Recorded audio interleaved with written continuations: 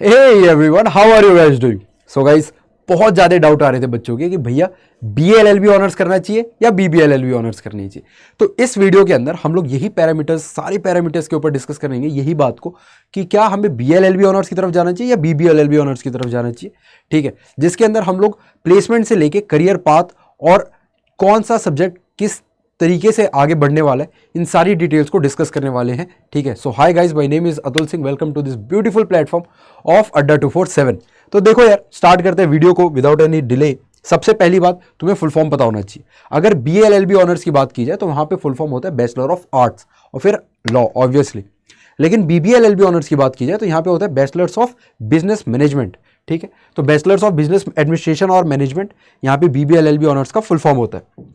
अगर focus area की बात की जाए कि कौन सा कोर्स किस सब्जेक्ट के ऊपर फोकस करता है, तो BA जो है हमारे पास, BA-LLB ऑनर्स हमारा लॉ दोनों में कॉमन है। ठीक है, BBA और BA दोनों में कॉमन है, बट BA की बात की जाए तो ये सोशल साइंसेज है हमारे साथ, और BBA की बात की जाए तो यहाँ पे बिजनेस एंड मैनेजमेंट है। तो बेसिकली जिस बच्चे का political science, sociology, history, economics में ज़्यादा इंटरेस्ट है वो BA-LLB की तरफ जा सकता है। लेकिन वहीं पे किसी बच्चे का अगर ऐसा इंटरेस्ट है कि भैया मुझे फाइनेंस पढ़ना है, मुझे मैनेजमेंट के बारे में पढ़ना है, ठीक है, तो वो बिल्कुल यार यहाँ पे अकाउंटिंग्स वगैरह करना है तो वो BBA-LLB ऑनर्स की तरफ जा सकता है। ये पहला पैरामीटर हो गया जो कि डिसाइड करेगा तुम्हें किस डायरेक्शन में जाना है। ये अगर तुमने डिसाइड कर लिया, लिख लिया अपनी नोटबुक के अंदर कि भैया मुझे कौन सा इसमें से ज़्यादा बढ़िया लगा इस पैरामीटर पे, तो चलते हैं अगले पैरामीटर पे, दैट इज बेस्ट फॉर। अब क्योंकि तुमने अलग अलग पाथ लिए तो इनका ओरिएंटेशन भी अलग होने वाला है, इनका करियर पाथ भी अलग होने वाला है। तुम ध्यान से देखोगे तो जो BA-LLB है, ठीक है, it is ideal for civil services, litigation, policy and judiciary.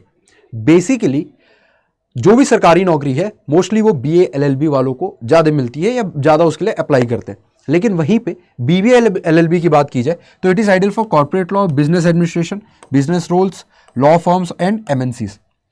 अब अगर तुम्हें प्राइवेट की तरफ जाना है तो you guys can go for BBA-LLB, ठीक है। लेकिन अगर तुम्हें सरकारी नौकरी की तरफ जाना है, जुडिशरी की तरफ जाना है, तुम्हें प्रैक्टिस करना है, तो you can surely go for BA-LLB honours. ठीक है, अब ये जब पैरामीटर के ऊपर तुमने अपना डिसीजन लिख लिया होगा अपनी नोटबुक के अंदर या फिर शीट के अंदर, तो चलते आगे कैरियर ऑप्शंस के ऊपर। तो देखो यार, कैरियर ऑप्शंस भी बहुत ज़्यादा इंपॉर्टेंट है, because through out your life तुम्हें यही डिग्री लेके घूमनी है। तो बहुत इंपॉर्टेंट हो जाता है कि तुम्हें पता हो कि आगे क्या होने वाला है। अगर BA-LLB की बात की जाए तो तुम एडवोकेट, जज, सिविल सर्वेंट, NGO का लीगल एडवाइजर या फिर पॉलिसी मेकर बन सकते हो, क्योंकि जो भी सरकारी पॉलिसीज बनती है उसमें एक लीगल एडवाइजर होता ही है, और वो लीगल एडवाइजर कोई बहुत बड़ा लॉयर ही होता है। ठीक है, तो वो बंदे BA-LLB करके ही जाते हैं। लेकिन बात की जाए अगर BBA-LLB की, तो इसमें ये भी बहुत पीछे नहीं है, ये बिल्कुल अपोजिट डायरेक्शन में। ठीक है, तो ये किस तरफ जाता है, ये जाता है हमारे प्राइवेट सेक्टर की तरफ, है ना। तो यहाँ पे देखो, corporate lawyer, legal consultant, compliance officer और हमारे पास एंटरप्रेन्योर्स, यानी कि बेसिकली कोई स्टार्टअप, कोई MNC, कोई लीगल फॉर्म में तुम्हें काम करना है। ठीक है, लीगल फॉर्म में काम करना है, एज इन तुम्हें प्राइवेट सेक्टर में काम करना है, तो तुम बिल्कुल BBA-LLB की तरफ जा सकते हो। आई होप ये तीसरा पॉइंट भी तुम्हें क्लियर होगा। तो चलते हैं अगले पॉइंट की तरफ, दैट इज भैया स्किल ओरिएंटेशन क्या चाहिए। मतलब मेरे पास कुछ इनबिल्ट स्किल होते हैं हर इंसान के अंदर, ठीक है, तो मेरे पास यही स्किल है, क्या मैं फिर मुझे किस हिसाब से जाना चाहिए। अगर मैं इसमें क्रिटिकल रीजनिंग मेरी अच्छी है, क्रिटिकल थिंकिंग मेरी अच्छी है, तो मुझे किस तरफ जाना चाहिए, ये अगर तुम्हें डिसाइड करना है तो देखो यहाँ पे जिस बच्चे को BA-LLB करना है उसके क्रिटिकल थिंकिंग अच्छी होनी चाहिए, लीगल राइटिंग, पॉलिसी एनालिसिस बढ़िया होना चाहिए, 3 पॉइंट तो एटलीस्ट अच्छे होने ही चाहिए। वहीं पे जो BBA-LLB कहता है हमसे, वो डिमांड करता है बिजनेस स्ट्रेटजी की, कॉर्पोरेट लॉ स्ट्रक्चर की और फाइनेंस एंड एनालिटिक्स की। ठीक है, तो बेसिकली एनालिसिस तो दोनों में है, इट इज जस्ट दैट कि कोई बिजनेस का डिमांड कर रहा है, ठीक है, कोई कॉर्पोरेट स्ट्रक्चर का डिमांड कर रहा है, तो वहीं पे जो हमारा BA है, it is demanding for legal writing, policy making and things related to governmental work. ठीक है, उसके बाद अब बात करते हैं पैसों की, क्योंकि पैसा ही सबसे ज़्यादा इंपॉर्टेंट है बेसिकली लाइफ में। तुम्हें करना क्या है, पैसा कमाना है। ठीक है, तो पैसा कैसे, किस में कितना प्लेसमेंट है, अगर देखोगे इसको, तो यहाँ पे मैंने पूरी एक लिस्ट बना रखी है जिसके अंदर कुछ कैरियर पाथ लिखे हुए हमने यहाँ पे कि क्या करोगे तो कितना सैलरी है एवरेज और रेलेवेंट डिग्रीज कौन सी है। सबसे पहले बात करें, अगर कॉर्पोरेट लॉयर बनना है तुम्हें, ठीक है, तो अगर तुम टॉप लॉ फर्म में चले जाते हो, कॉर्पोरेट लॉयर बनना चाहते हो, तो यहाँ पे BBA-LLB इंपॉर्टेंट हमारा जो है BA-LLB से थोड़ा सा आगे है। BBA-LLB के बच्चे ज़्यादा जाते हैं, कॉर्पोरेट लॉयर बनते हैं। ठीक है। और यहाँ पे 10 to 18 LPA का तुम पैकेज एक्सपेक्ट कर सकते हो, जो कि बहुत अच्छा पैकेज है अकॉर्डिंग टू, अगर हम देखें NLUs के, टॉप NLUs के पैकेज 18 लाख होते हैं, ठीक है। So this is very good package. लेकिन वहीं पे अगर तुम्हें MNC में जाना है, ठीक है, एज अ लीगल काउंसिल, तो फिर तुम्हें 6 to 12 LPA का पैकेज एक्सपेक्ट कर सकते हो, और वो भी यहाँ पे भी BBA LLB वालों को थोड़ी सी प्रेफरेंस ज़्यादा दी जाती है, ठीक है।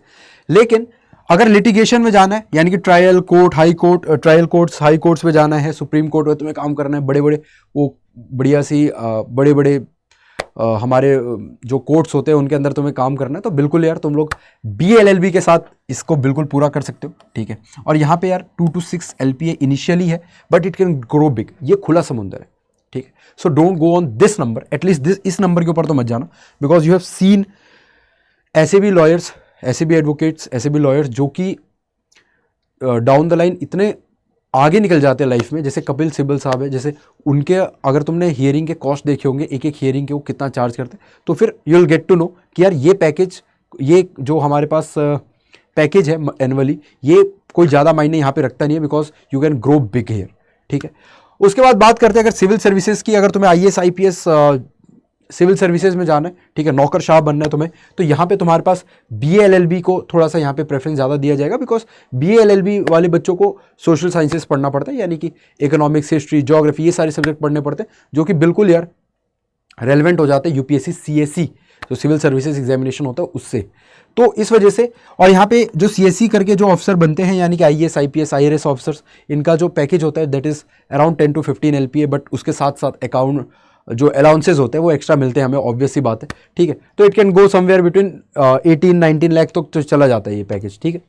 उसके बाद बात करते हैं अगर तुम्हें जुडिशरी में जाना है, यानी जज बनना है, तो अगर तुम्हें जज बनना है तो ऑब्वियस सी बात है यार, यहाँ पे तुम्हें BLLB थोड़ा सा ज़्यादा फ़ायदा देने वाला है, बिकॉज एग्जाम ओरिएंटेड होगा थोड़ा सा, ठीक है। 7 to 12 LPA का तुम लोग गवर्नमेंट पे स्केल जो भी होता है जज का, उसके हिसाब से तुम लोग पैकेज एक्सपेक्ट कर सकते हो।